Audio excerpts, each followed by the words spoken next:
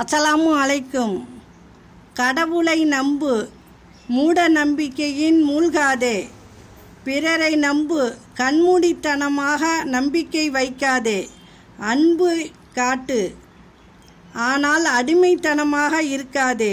பிறருக்கு உதவு, உன்னை முட்டாளாக நினைக்கும் அளவுக்கு இருக்காதே.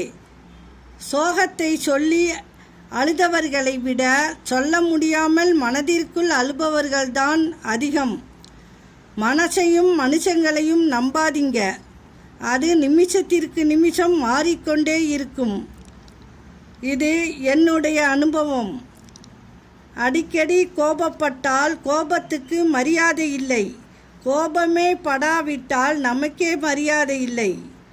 சில நேரங்களில் சிரித்த நாட்களை நினைத்து அழ வைக்கும், அழுத நாட்களை நினைத்து சிரிக்க வைக்கும்.